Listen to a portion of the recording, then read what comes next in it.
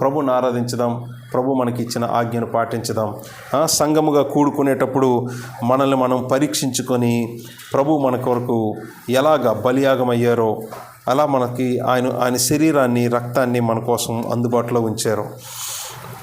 దాన్ని తలపోసుకుంటూ మనము ఈ ద్రాక్షరసం తీసుకోవడానికి అర్హులమేనా? ఆ రొట్టె ముక్కను టచ్ చేయడానికి మనకు అసలు యోగ్యత ఉందా? ఆ రొట్టె ముక్క ఏంటో తెలుసా? విరవబడిన ఆయన శరీరం, నలగొట్టబడిన, సిలువలో నలగొట్టబడిన ఆయన శరీరం. అది అంతగా నలగొట్టబడిన శరీరం ఎవరి కోసమో తెలుసా అండి? మీ కళ్ళ ముందు కనిపిస్తున్న ఒక సిస్టర్ కోసం, ఒక బ్రదర్ కోసం. మీ కంటి ముందు కనిపిస్తున్న ఒక బ్రదర్ కోసం, ఒక సిస్టర్ కోసం, మన ముందు ఎవరెవరైతే ఉన్నారో మనందరి కోసం దేవుడైన యెహోవా తన సేవకుణ్ణి ఈ గొప్ప పిలుపుతో పిలిచి బాధ్యతను అప్పగించి మన యొక్క రక్షణ కార్యాన్ని నెరవేర్చారు.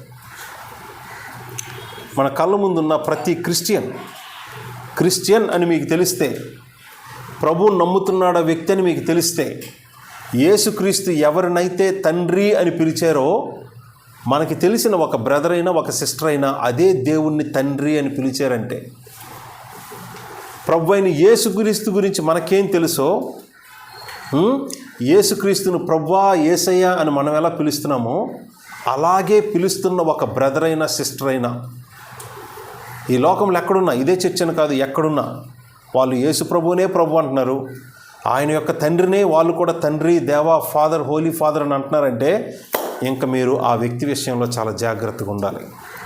అలాంటి ఒక సోదరునైనా సహోదరునైనా చూసే విధానం, చూసే చూపు, హృదయంలో కోపము, ద్వేషము, పగలు, అసూయ, ఇవి మీరు ఎట్టి పరిస్థితుల్లో ఉంచుకోకూడదు. ఎలాంటి లైంగికపరమైన ఆలోచన ఉంచుకోకూడదు. ఎందుకంటే చాలా కీడు, చాలా ప్రమాదం. ఎందుకంటే ఆ వ్యక్తిని రక్షించడానికి చూసారా, దేవుడు తన కుమారుణ్ణి ఎక్కడి వరకు పంపించారో 50వ అధ్యాయంలో తన ముఖమును చెక్కిముక్కి రాయవలే చేసుకున్నాడు. ఎవరు ఎలా అవమానించినా, ఉమ్మి వేసినా, గడ్డము పెరికినా, పిడిగుద్దులు గుద్దినా ముఖము దాచుకోలేదు. ఆయన మీద తిరుగుబాటు చెయ్యలేదు. ఆయన ఎంత విధేయత చూపమంటే అంత విధేయత చూపాడు. ఎందుకంటే ఆ బ్రదర్ని, ఆ సిస్టర్ని రక్షించడం కోసం, విమోచించడం కోసం, తన తండ్రి దగ్గరకు మరల్చడం కోసం, సమకూర్చడం కోసం. అలాంటప్పుడు అలాంటి ఒక బ్రదర్ని, ఒక సిస్టర్ని మీరు ఎటువంటి పాపపు సంబంధమైన ఆలోచనతో మాట్లాడకూడదు, తృణీకరించకూడదు, అవమానించకూడదు, బాధ పెట్టకూడదు.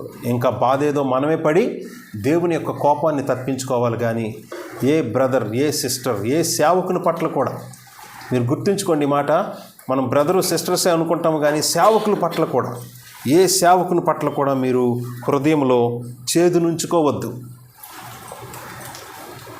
ద్వేషాన్ని, కోపాన్ని ఉంచుకోవద్దు.